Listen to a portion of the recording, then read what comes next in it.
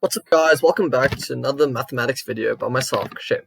Today we'll be talking about derivatives and introduction to calculus, where we basically talk about the first derivative and finding stationary points, as well as the applications of the first derivative. So let's begin. An overview of today's lesson, we'll talk about calculus and unlocking the secrets of change, speaking about the first derivative from first principles and then simplifying this process, notations of first derivative, the first derivative and function behavior, and then finding stationary points. So calculus is a branch of mathematics that deals with rates of change and slopes of curves. It is a powerful tool that allows us to understand and predict how things change over time. Calculus is used in a wide range of fields, from physics and engineering to economics and biology. At its core, calculus is about understanding change. It provides us with a framework for analyzing how things change over time, whether it's the speed of a car on the highway or the growth rate of a population. By studying calculus, we gain a deeper understanding of the world around us and make more informed decisions based on that knowledge. The first derivative. The first derivative is a fundamental concept in calculus. It represents the rates at which a function is changing at any given point.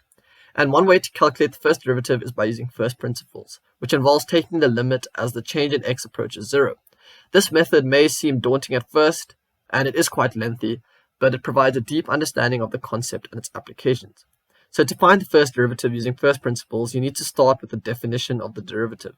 This definition states that the derivative of a function, f of x, at a point x is equal to the limit as h approaches 0 of f of x plus h minus f of x all over h.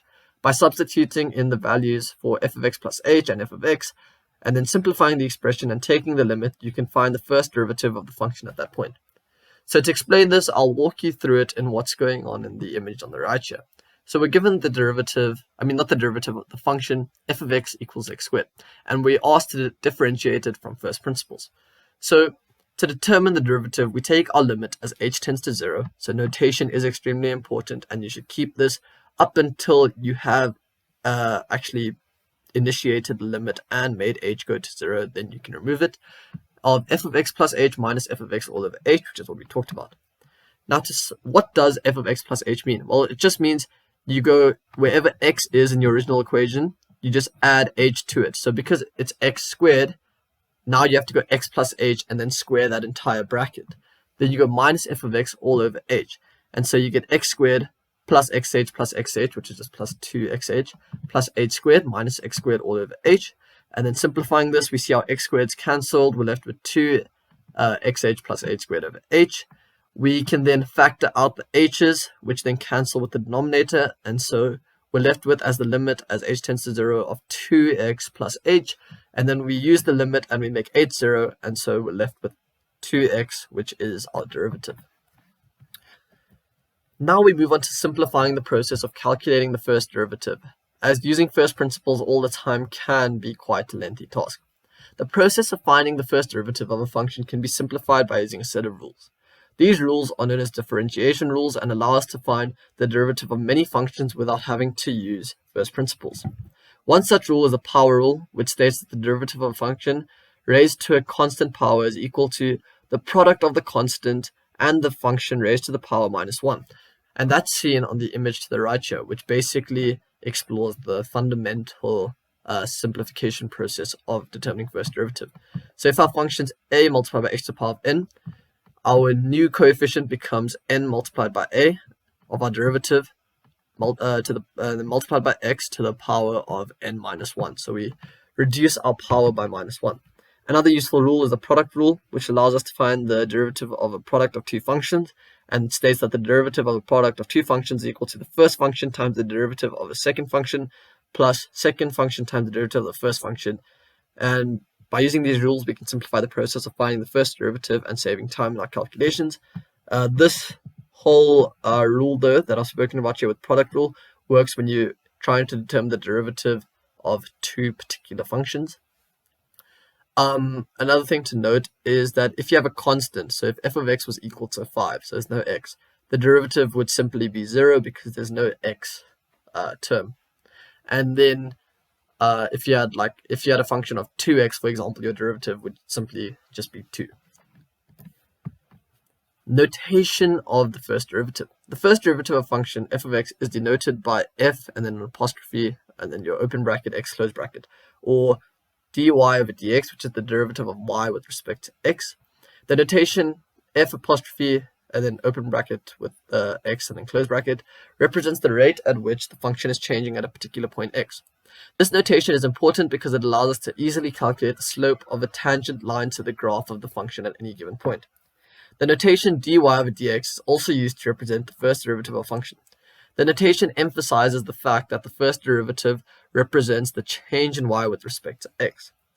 It is particularly useful when dealing with functions that have multiple variables, as it allows us to differentiate with respect to a specific variable. Just as shown in the image on the right here, it just gives you a breakdown of the different types of notations for each type of derivative, going from or the first derivative to the second derivative to the third derivative to the fourth derivative to the nth derivative.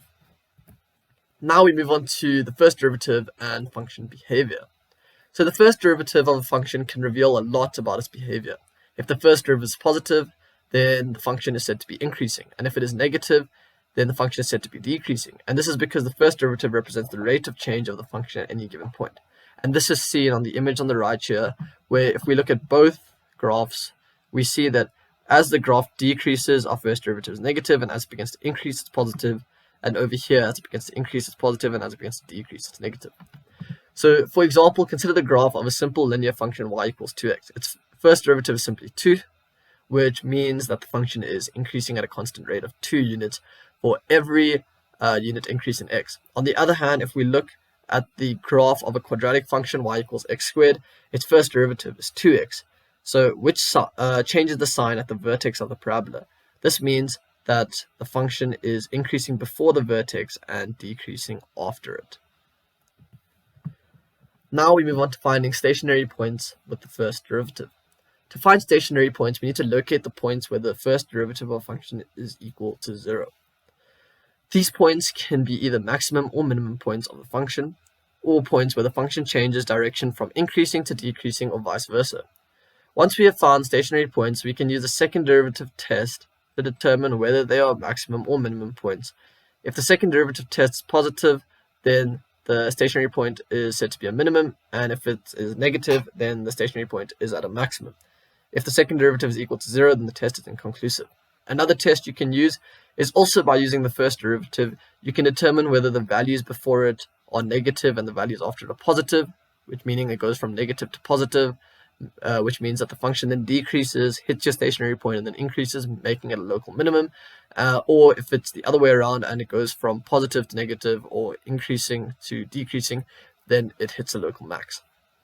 The image on the right here just classifies how you would find stationary points by determining your derivative, equating it to 0, solving for your x coordinates, and then you would sub that into your original equation in the place of x to determine your y coordinates. So that concludes our lesson on the introduction to calculus and first derivatives. I hope you've enjoyed the lesson, learned something new, and I'll see you on the next one. Peace.